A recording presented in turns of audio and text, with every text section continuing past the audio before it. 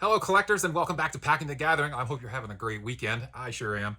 So, what is it that I am doing when I'm not collecting 4th edition? So, I wanted to make a quick little video today about the other items that I'm collecting, just to kind of share with my community and what that might be from month to month. So, I just thought I would spin up a little series here since I'm having so much fun with the 4th edition. I might as well do a couple other things on the side, right? Let's see what I got to share.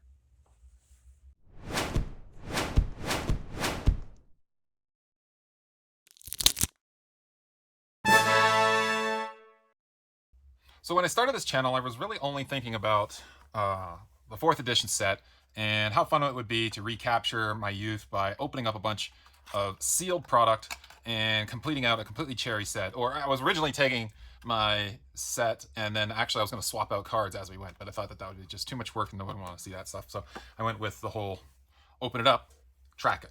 But one of the other things that I like to do is, non-4th edition stuff, other things. I am set collecting. It is kind of my primary goal each month. So I just wanted to take a moment and say thank you.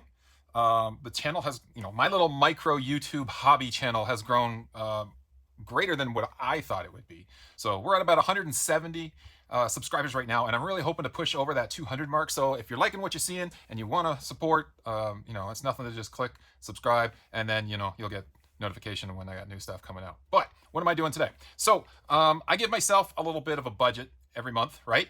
This is a luxury. It is not guaranteed. If anything was to go wrong, I certainly would be spending my money on flat tires and fixing,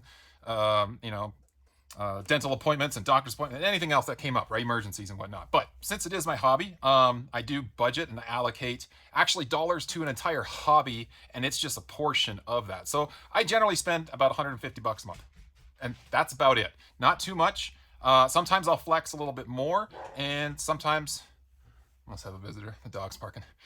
Sometimes I'll pick up some bigger items at like end of year if I've got a nice bonus. But again, luxury.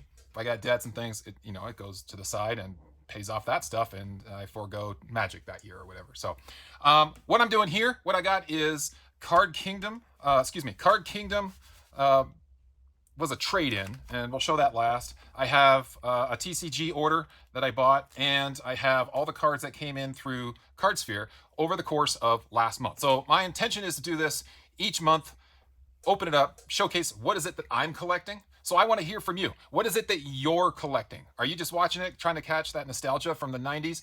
Are you actively playing Magic? Are you actively building decks? Are you putting together sets? I'd love to hear about it in the comments below. That was the original purpose for creating this channel, was to just reach out to a broader audience that's doing the same thing I'm doing. So hopefully I am very much like my watchers, and that I'm collecting and playing and doing a little things here and there, and enjoying the hobby along the way. So I hope you are too.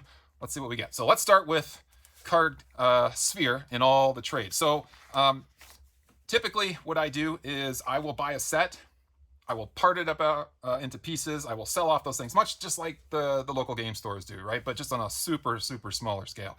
But whenever I get that bulk, I always put it into my Card Sphere inventory, and then I ship it out little bits at a time. And that little bit at a time, I add in the sets that I'm collecting, or like unique things, or maybe there's a commander card that I'm after, and I'll save up a little bit of green and we'll eventually trade for it. So that's what this is going to be representative of, what exactly it is that I am trading into on CardSphere. So first up is Bubble Matrix from Weatherlight. So when I'm putting together sets, when I'm opening sealed product, usually so far it's only going to be sealed product that I have actually got a set completed already, and that way I'm cherrying out my existing, right? So that opening that pack is capturing nostalgia, but it's also making my collection just a little bit better, right?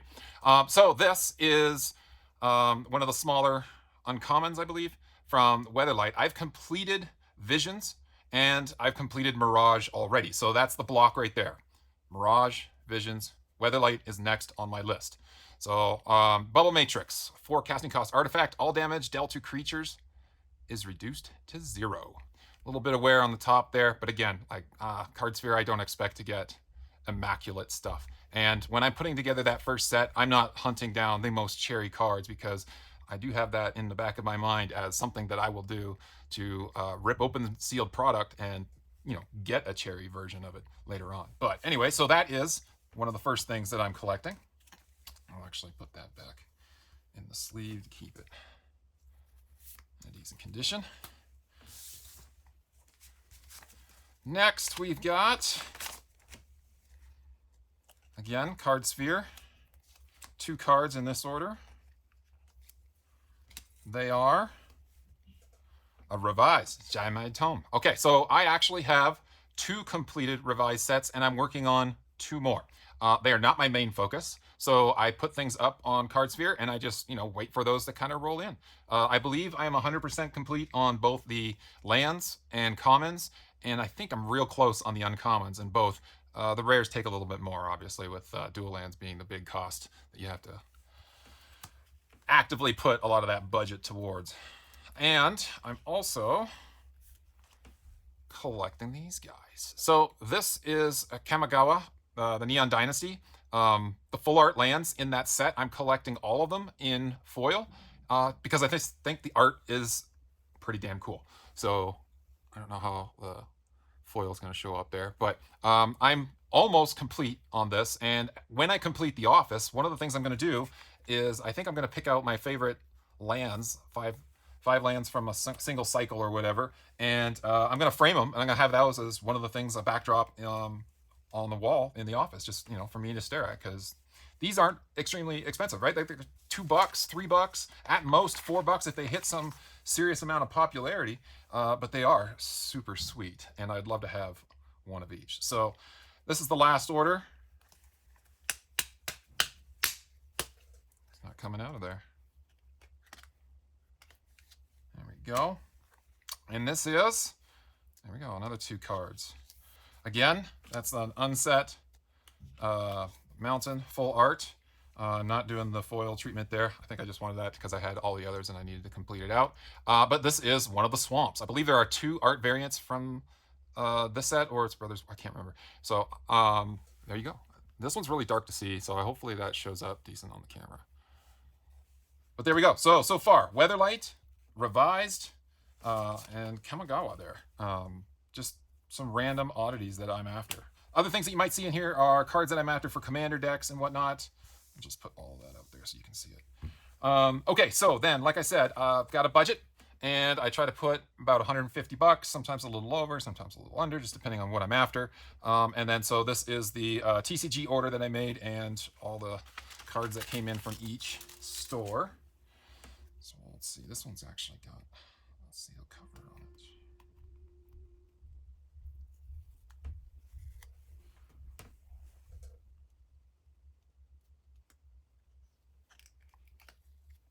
Okay, and boom, Arena of the Ancients from Legends. So one of the things that I like to do is, and that's actually in pretty good darn condition right there. Just a little bit of a rough spot on the one side, and natural on the back there, and one little there. I don't know if you're going to see that on there, but what I like to do is I had a starting point, again, 4th edition, and I've been working forward in time and backward in time. I do have 2 of the Horsemen complete already. That is Antiquities and the Dark. So I'm actively working on Legends next. So I'm doing that alongside Weatherlight. Okay, next.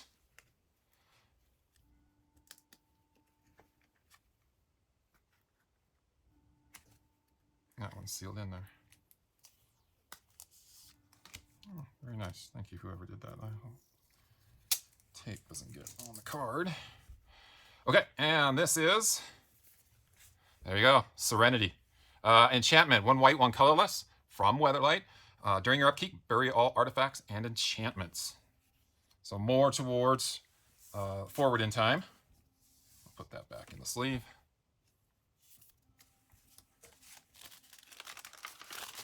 And I apologize if you hear that. My son is practicing his instrument upstairs, so I did say not to do that, but these things happen. You can't control it. And he needs to do it. It's for school, so. Okay, next one on the list is Black Mana Battery from Legends.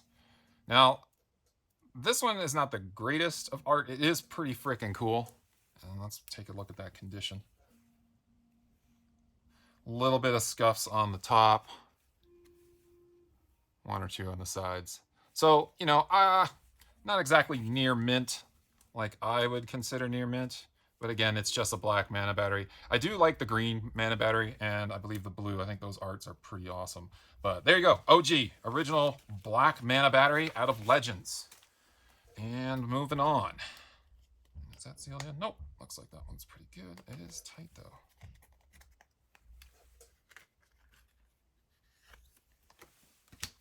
All right. Next card. There you go. Peacekeeper. Again, Weatherlight. You guys can see a theme here. This is what I'm actively trying to collect. During your upkeep, pay 1 white, 1 colorless, or bury the Peacekeeper. Creatures cannot attack. So there we go. A couple of the nice rares. All right, 2 more. Here we go. That one's in there pretty tight, and that one is not sleeved.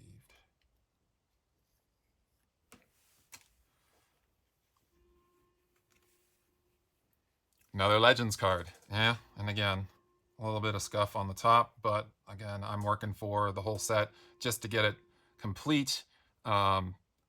It's extremely difficult to get these ones super near mint. Everyone's grading them all. So, all right, so 2 red, 2 black, and 4 colorless. Summon Legend, Axelrod Gunnarsson. Trample. Each time a creature is placed in the graveyard during a turn in which Axelrod damaged it, you may gain 1 life, and Axelrod does 1 damage to target player. I'm actually going to sleeve that since I didn't have one. Sometimes these TCG player vendors, you know, they're hobbyists like me, but they just don't consider sleeving or taking care. Some of them do really great jobs and some of them don't, but what are you going to do? Okay, so the last of the TCG player order, and then I will show off what I got from Card Kingdom last month. All right, this one is nicely sealed.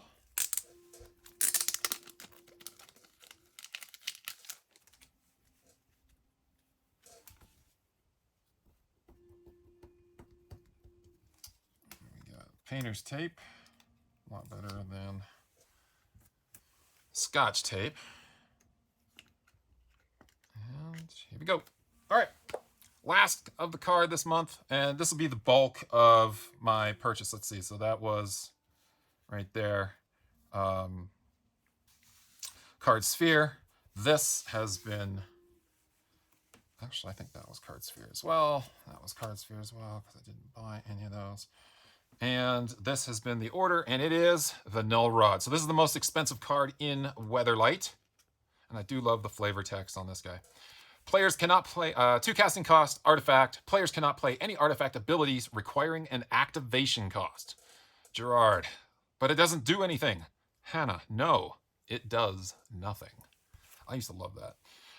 Okay, so what am I doing? Yep, I'm definitely putting together a Weatherlight and the Legends set. Those will be my focuses. So you'll probably see those month over month. It'll just be interesting to see, am I getting some onesie, twosie small stuff, or am I getting, you know, deciding to put in a couple more dollars and get something a little bit more higher end. So, and last, let's see here. Lastly is this. And this one is definitely going to be outside that $150 budget, but there's a reason why. All right, so I do appreciate Card Kingdom and how they package everything. If they ever watch, thank you. Okay, and the last card to show off is buried under the token. And there it is. A Mox Diamond out of Stronghold. So once I complete the Mirage block, I am working towards Tempest and Stronghold next in that block. And let's take a look at how nice this is. Now, I didn't buy this straight up. So back in 2010, I bought a From the Vaults Relics set. And so I actually had the Mox Diamond, and I used it plus the rest of the set. The reason I bought the set in the first place was for the Memory Jar and the Soul Ring. The Soul Ring art was unique. Like at that point in time, if I'm not mistaken, other than like maybe some really out there promos, we really had just the original artwork from Alpha Beta, Unlimited, and Revised. And I wanted that Soul Ring because it was a different art. And lo and behold, they printed it in every Commander deck since. So it has just been printed to oblivion. So that card actually kind of dropped in value. But I played with that for a good long while. So I took that whole entire relic set that I got in 2010 for like probably MSRP, which would have been, I don't know, 30, 40 bucks, something like that back in the day. And I decided to trade it in since I already had the Mox Diamond and I was working towards the set. Eventually, it's better just to get the OG. So other than that, taking a look at this card, like it does have a small nick in the top there, and centering looks mostly okay. It's a little bit off, but the back looks really good. No scratches, no surface issues. So that's a very, very nice specimen, and I'm glad to have it. Again, when I get done with Weatherlight, it will be Tempest next, but eventually I will be moving on to Stronghold, and I can't wait to do that. So that's just what I'm collecting this month. I am saving up each month all the way to the end, and hopefully I'll just do that at the beginning of every month, and I'll showcase what it is that I'm putting together. That's it. If you liked it, give it a like, subscribe if you would. I'll see you later.